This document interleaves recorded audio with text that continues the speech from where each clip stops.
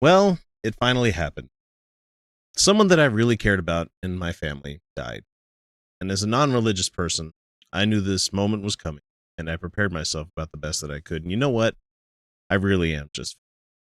There was not a mythical come to Jesus moment where there would be an altar call and I'd find myself coming to God and Jesus and shit. No matter how many of my blood relatives who learned of my atheism during this trip might have happened. The person that shuffled out this mortal coil was my grandma. And this proved to me this week that there are people who are exceptions to the rule at all times.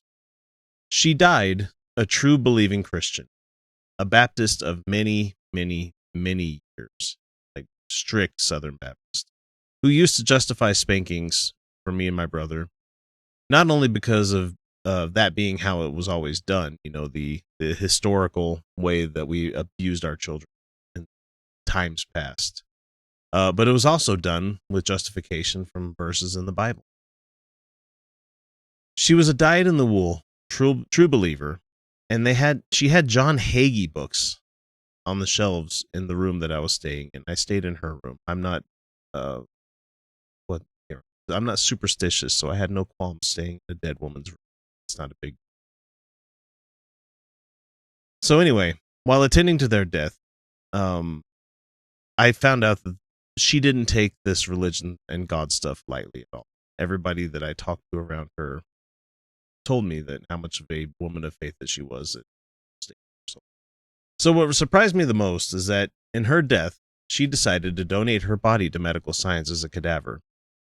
She did this for the furtherance of science. And to me, I do need to be reminded sometimes of my blind spots, because just because somebody is religious, that doesn't mean that they don't give a damn about science. That feeling is usually justified, though. I would argue that many people that are religious, this brings about beliefs that if you burn your body or do anything other than a normal burial, you won't be made whole in the afterlife. Hell, I've got Mormons in the family, and they agree with the whole "be whole until Jesus come" things, and I've got Baptists that don't give a shit as long as it's a burial or a cremation.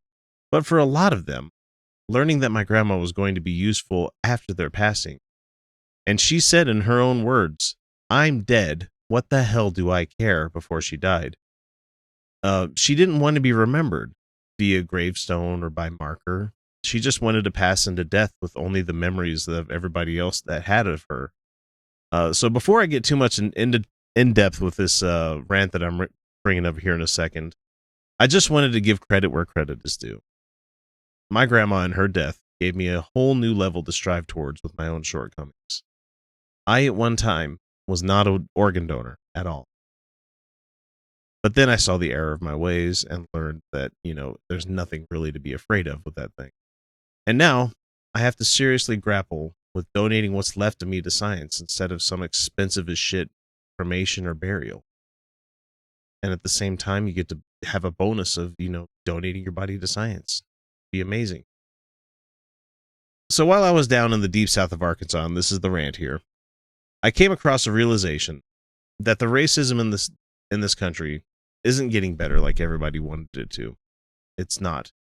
People are really just simply starting to segregate themselves more. And this no more was made apparent to me when I went to go visit an old haunt of a town where I used to live called Pine Bluff.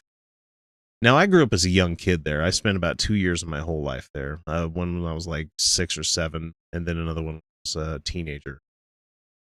So it really wasn't a big deal for me when I was growing up there, because you don't really have a concept of racism as a little kid. You're just a kid. Sure, you may see other people having different skin tones as you, but all you know at that age is cartoons and Nintendo. I mean, and ramen noodles, because it's fucking amazing when you were a kid. So on the trip up to the town, I accompanied my dad and my uncle in a shitty little Nissan Versa. If you need to Google that, you can, but it's about the most econo box K car that you can get there. So this isn't exactly the epitome of a car that someone would want to steal, like via carjacking, especially with the near 300-pound guy sitting in the back seat, making it look like it was a lowrider. But my hosts for this trip absolutely refused to visit this town that has been about 75% black and 24% white for decades and decades. which is amazing to me. This is the biggest example of white male fragility at its finest, because they needed to bring a gun. I will never understand the gun-toting mindset, the active shooter wannabe heroes that think that simply having a weapon on you will somehow make them impervious to, element of surprise.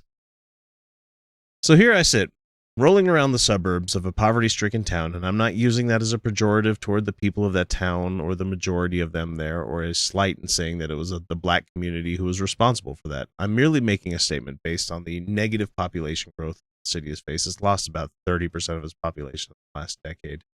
The prices of houses were dirt cheap. States of downtown businesses, which seem to consist mainly of churches and liquor stores. I'm not kidding. I only wish I was. No, the part of downtown that was actually starting to look pretty nice were the ones where you could see small businesses setting up. There were people that were trying. They were trying to mend all this. So that people are just doing the best they can with what they've got. And if you're poverty stricken, you're probably not going to have a whole lot of money to venture into businesses like that. But here we were, driving through someone else's neighborhood, someone else's town. We were the interlopers, driving around like we owned the fucking place, and we had the gall to be the ones who went in there armed.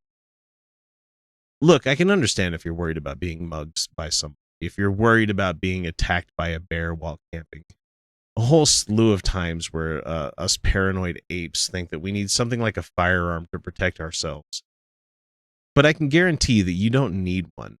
Driving through the middle of a town in the middle of the day with 3 people in a small-ass hoopty, looking for businesses and schools that we remembered from a time that was since long past. There was no danger. There was no death. There was no need to bring something like that into the car with us. These were just people. There was no need to play the us versus them mentality that was prevalent in this state, even since prior to the Civil War.